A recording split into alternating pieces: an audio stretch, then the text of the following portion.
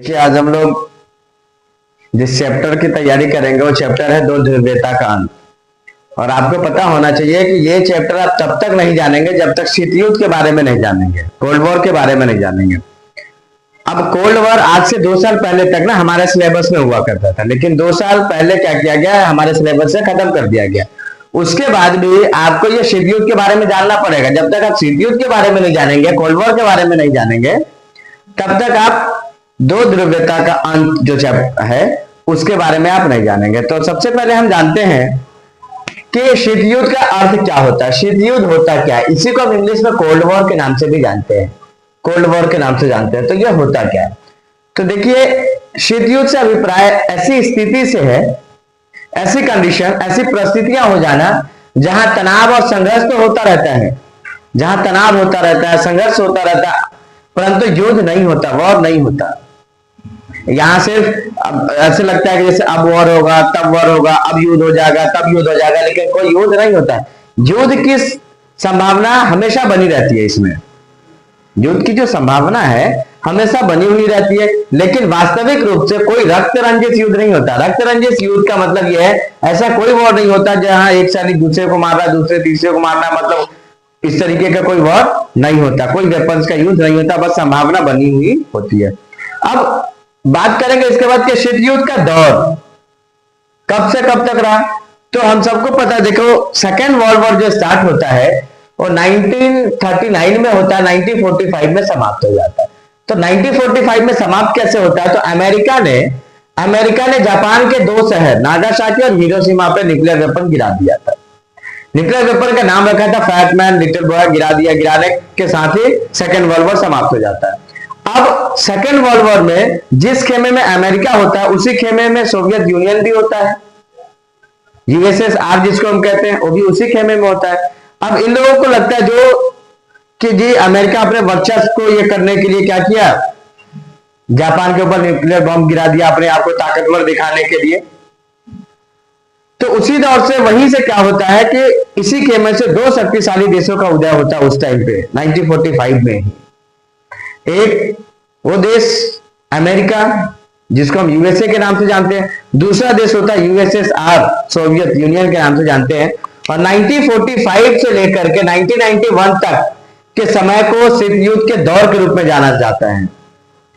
1945 से लेकर के 1999 तक का जो टाइम पीरियड होता है उसको कोल्ड वॉर का दौर के रूप में जाना जाता है। इस काल में अमेरिका जिसको यूएसए के नाम से जानते हैं, सोवियत संघ जिसको यूएसएसआर के नाम से जानते हैं, के बीच में तनाव जैसी स्थिति होती है। इसे शीत युद्ध की संज्ञा दी गई। अब हम बात करते हैं 2 ध्रुवीय विश्व की बात करते हैं।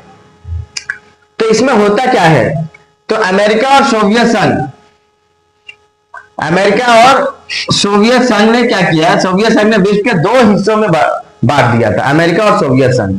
अब देखिए आप जानिए इस चीज को कि अमेरिका की आइडियोलॉजी अलग थी, कैपिटलिज्म, पूंजीवाद, और सोवियत संघ जिसको हम यूएसएसआर कहते हैं, सोवियत यूनियन कहते हैं, उसकी आइडियोलॉजी अलग थी। सोवियत संघ का जो आइडियोलॉजी था, जो विचारधारा था, वो सोशलिज्म था, समाजवाद था, साम्राज्यवाद था। तो 2 ध्रुवीय विश्व के बारे में बात करें तो अमेरिका और सोवियत संघ ने पूरी दुनिया को, पूरे वर्ल्ड को 2 हिस्सों में बांट दिया था। विश्व 2 खेमों में यहाँ पे क्या होता है, बट जाता है। एक पश्चिमी खेमा होता है तो दूसरा क्या होता है, पूर्वी खेमा होता है। अब देखिए होता क्या, बढ़ता कैसे है, तो हम सबको पता है यूरोप होता है, पूरा यूरोप पहले बढ़ता है। यूरोप में एक देश होता है जिसका नाम होता है जर्मनी। जर्मनी का जो राजधानी होता है बर्लिन। तो बर्लिन के दीवार को 1961 में बर्लिन के दीवार को क्या कर दिया गया था, खड़ा कर दिया गया था। जैसे बर्लिन की दीवार को खड़ा कर दिया तो इधर यूएसए रहा और इधर कौन सा रहा, यूएसएसआर रहा। मतलब जो पश्चिम के साइड था, यानी वेस्ट ब्लॉक इसको हम कहते हैं, वेस्ट के साइड, और इसको हम कहते हैं ईस्ट के साइड। तो जो वेस्ट के साइड था अमेरिका था और ईस्ट के साइड जो था वो क्या था, यूएसएसआर था। तो देखो 2 खेमों में बट गया, एक को वेस्ट ब्लॉक का नाम दिया गया, दूसरे को ईस्ट ब्लॉक का नाम दिया गया। मींस एक को पश्चिमी खेमा कहा गया, दूसरे को पूर्वी खेमा कहा गया। पश्चिमी खेमे में यूएसए, इसी को हम पहली दुनिया के नाम से भी जानते हैं, इसी को हम पश्चिमी गठबंधन के नाम से भी जानते हैं, और इसी को हम इस वेस्ट ब्लॉक के भी नाम से जानते हैं। वहीं आप बात करें पूर्वी खेमा, इसको हम यूएसएसआर के नाम से जानते हैं, दूसरी दुनिया के नाम से जानते हैं, पूर्वी गठबंधन के नाम से जानते हैं, इस ब्लॉक के नाम से जानते हैं। अब इसमें क्या होता है कि सबसे पहले यूरोप को दो भागों में बांटा गया, और यूरोप को दो भागों में बांटने के लिए बर्लिन के दीवार को बनाया जाता है। बर्लिन के दीवार को बनाया जाता है तो सबसे पहले जर्मनी को दो भागों में बांट दिया जाता है, ईस्ट जर्मनी और वेस्ट जर्मनी, है ना। एक का नेतृत्व अमेरिका करता था, आधे का नेतृत्व क्या करता है, यूएसएसआर करता था। इस तरीके से पूरा यूरोप बटा।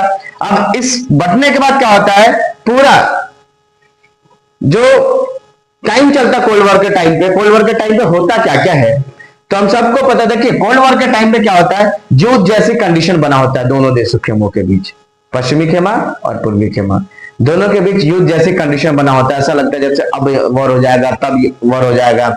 हथियारों की वॉर, अगर अमेरिका 4 हथियार वेपन बनाता है तो ये 4-6 बना लेता है। अमेरिका 1 मिसाइलें बनाता है तो यूएसएसआर 2 बनाता है, यूएसएसआर अगर 2 बना लिया तो 10 बना दिया। तो इस तरीके से कर करके होर लगा हुआ होता है, शक्ति बढ़ाने का प्रयास होता है दोनों देशों में। अब एक अमेरिका चाहता हम अपनी पावर्स को बढ़ाएं, हम अपनी शक्ति को बढ़ाएं, हम अपनी आइडियोलॉजी को फैलाएं। सोवियत यूनियन चाहता हम अपनी पावर को, हम अपनी शक्ति को, हम अपनी आइडियोलॉजीज को फैलाएं।